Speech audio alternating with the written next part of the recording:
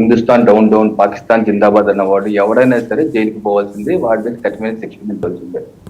ఒకటి దీనిలో మనకు వచ్చింది, దాడి చేసింది ఎవరు?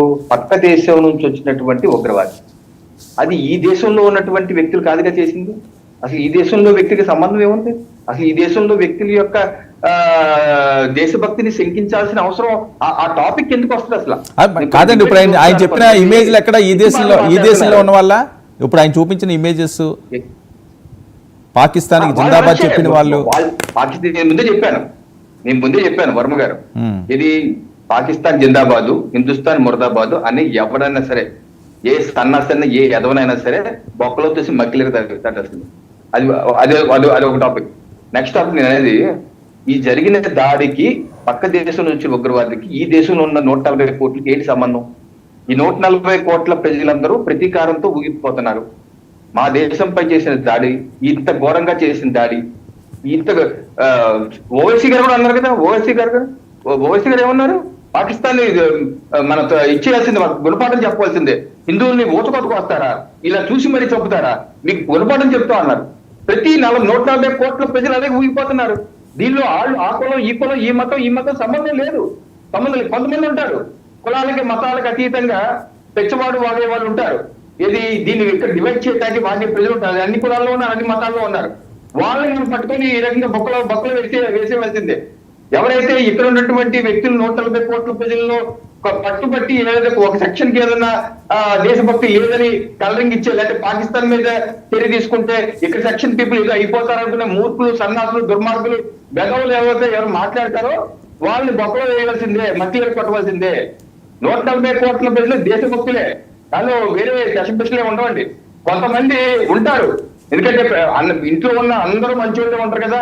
ఇంట్లో ఉన్న మన ఇంట్లో ఒక తల్లికి పుట్టినోడు ఒకటో రెండు దొంగలు అవుతున్నారు కదా. సరే ఇప్పుడు కాదు, ఇప్పుడు మీ ముందున్న లక్ష్యం ఏంటి? కాదండి, మీ ముందున్న లక్ష్యం ఏంటి? ఇంకా ఈ విషయమే ఇంకా నెలల తరబడో సంవత్సరాల తరబడో ఇంకా తాత్సారం చేయడమో లేకపోతే వేరే రకంగానే కాకుండా దీనికి ఫైనల్ డిసిషన్ ఏమైనా ఉంటుందా? ఎండ్ కార్డు ఎప్పుడు పడుతుంది అన్నది కోట్లాది మంది ఎదురు చూస్తున్న అంశం. ఏమంటే ప్రభుత్వం, సైన్యం ఆ పని చూస్తారు. ఓకేనా? దీనిలో ఇందాక శ్రీరామ్ గారు చక్కగా చెప్పారు, నేను కూడా స్టార్టింగ్ లో చెప్పాను. ఈ రోజు యుద్ధ తంత్రం మారిపోయింది. ఒక దేశం మీద అనుభవం వేయటం కాదు, ఒక ఆర్థికంగా నిర్వీర్యం చేయటం అనుభవం కన్నా అత్యంత ఘోరమైంది. ఆర్థికంగా నిర్వీర్యం చేయాలి. అంతేగాని ఇప్పుడు 1000 ఏళ్ల క్రితం గుర్రాలతో వెళ్ళిపోయి ఆ దేశం మీద దాడి చేసేసి ఆ దేశాన్ని స్వాధీనం చేసుకుని ఏం చేసేవాళ్ళు? ఇక్కడికి వచ్చి దాడి చేసినటువంటి వాళ్ళని ఏం చేశారు? చాలా మందిని చంపేశారు, గుట్లుగా పోసారు. అవునా? తెలుసు కదా, గుట్లుగా పోసారు కదా, అనేకమైన దాడులు ఎదుర్కొన్నాం కదా. మరి ఈ రోజు ఆ పరిస్థితి ఇప్పుడు మన పాకిస్తాన్ మీద వెళ్ళిపోయాం అనుకోండి, ఆక్రమించాం, ఏం చేయాలి? మొత్తం అందరిని చంపేసి గుట్లుగా పోయాలా? ఆ పరిస్థితి లేవు కదా. పోయి పాకిస్తాన్ స్వాధీనం చేసుకుంటాం, అప్పుడు ఏం చేయాలి? 140 కోట్ల ప్రజకి ఇప్పుడు వాళ్ళందరినీ చిన్నప్పటి నుంచి పాముకి విషం పెంచినట్టు వాళ్ళందరూ విషం పెంచారు. వాళ్ళందరినీ ఇప్పుడు కలుపుకొని పిఓకే మందే, పాక్ ఆక్యుపై కాశ్మీర్ మందే, అది మనం కలుపుకుంటాం. అది ఎలా కలుపుకుంటాం ఏంటో ప్రభుత్వం నిర్ణయిస్తుంది, సైన్యం నిర్ణయిస్తుంది. బట్ పాకిస్తాన్ మొత్తం ఆక్యుపై చేసి మనం ఏం చేయాలి?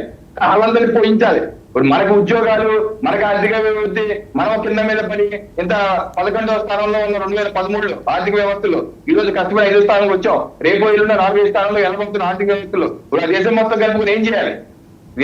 అలాంటి యుద్ధాలే కాదు కదా మనకు కావాల్సింది. ఆ దేశం ఎన్ని ముక్కలు వస్తే వాళ్ళు ఇష్టం. 1971 యుద్ధం వచ్చింది, 2 ముక్కలైంది ఆ దేశం. ఇప్పుడు ఎన్ని ముక్కలు వస్తే వాళ్ళు ఇష్టం. బలూచ్ ముక్కు తీసుకెళ్ళిపోతా, టైగర్ పక్కలో ముక్కు తీసుకెళ్ళిపోతారా, లేకపోతే పటాలు ఒక ముక్కు తీసుకెళ్ళిపోతారా, వాళ్ళు ఇష్టం, వాళ్ళు చేసుకుంటారు.